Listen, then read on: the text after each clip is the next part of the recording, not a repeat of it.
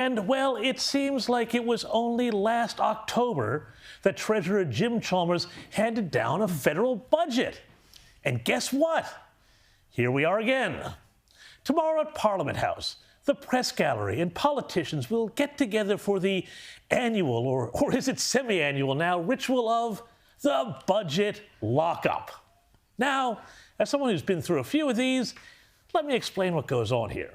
I and countless other journalists, having signed deeds of confidentiality, will be ushered into special holding pens with special computers that cannot connect to the internet.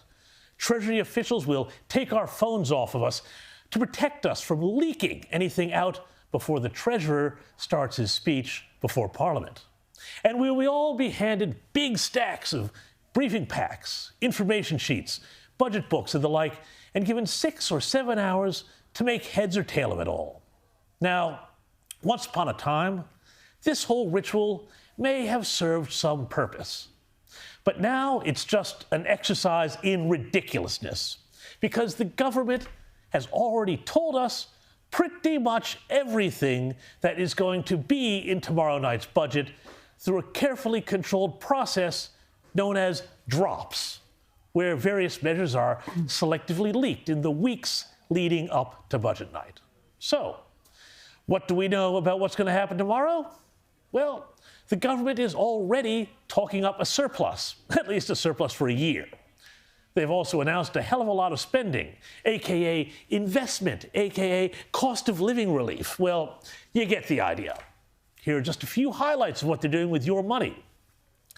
There'll be a $1.5 billion energy bill relief of up to $500 for more than 5 million households and 1 million small businesses.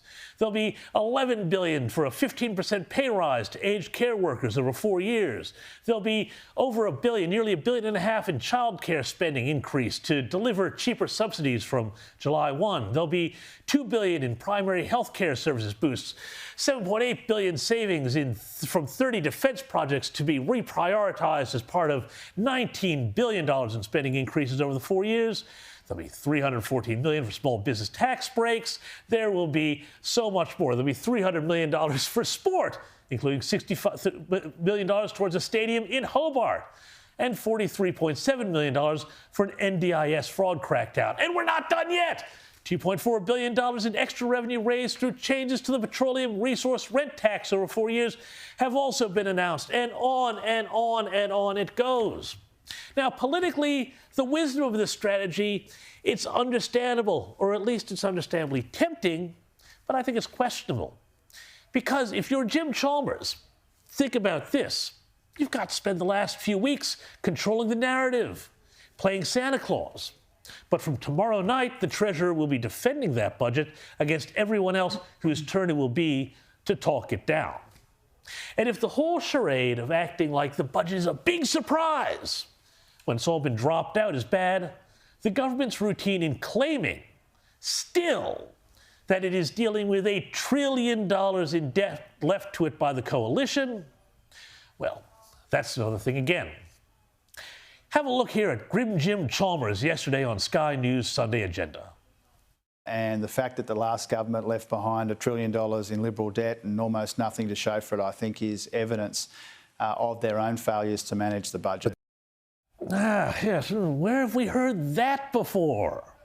$1 trillion of Liberal debt. Of servicing that $1 trillion of debt that we inherited. That $1 trillion in Liberal debt that we inherited from our predecessors. Heaving with $1 trillion in Liberal debt. $1 trillion in Liberal debt, oh, they're heaving with it.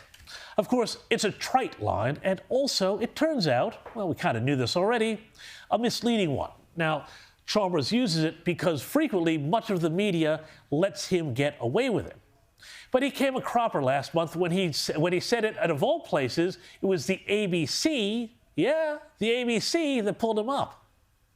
On servicing that $1 trillion in Liberal debt, combined with the costs of aged care and I'm just going to stop you there about the $1 trillion in debt. Security. I'm sorry to interrupt, but I'm going to stop you on the $1 trillion of debt because we hear the line a lot. And to be clear, you inherited debt, but you also bequeathed debt to the Liberal government. I just want to say that, but do carry on. A tiny fraction of what we inherited almost a year ago.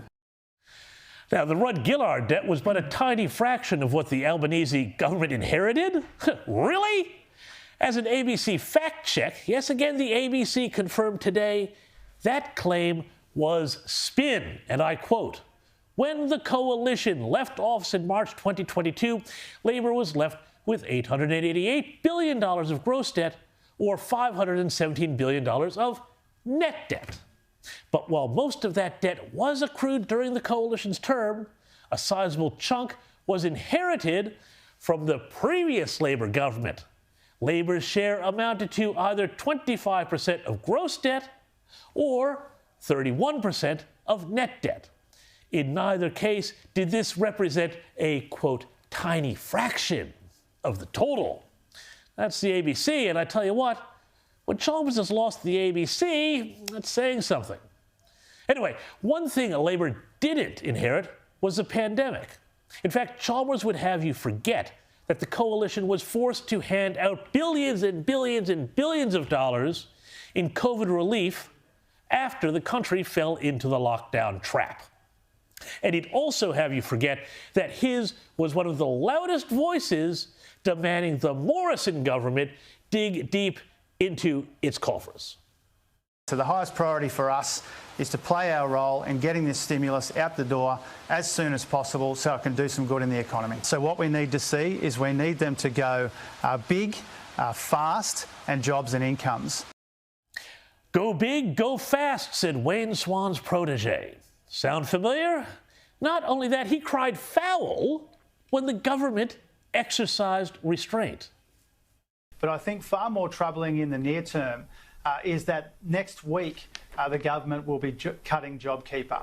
We don't know what the economy will look like in March next year, but we do know what the economy looks like now, and it's too soon for the government to be withdrawing that support from the economy for millions of workers and all of those businesses and all of those local economies which are relying on that JobKeeper support right now. Because they know now, in quite a humiliating fashion, that they were wrong to cut JobKeeper in the first place. They were too quick to cut JobKeeper. And even Chalmers' own colleagues, when they were in opposition, were worried he was spendthrift. Anyway, some of the colleagues are concerned that Jim Chalmers, with some of his spending proposals, is, as they put it, looking to cosy up to the left in the hope of a future leadership ticket with Tanya Plibersek. So please, spare us the hypocrisy, Dr. Chalmers.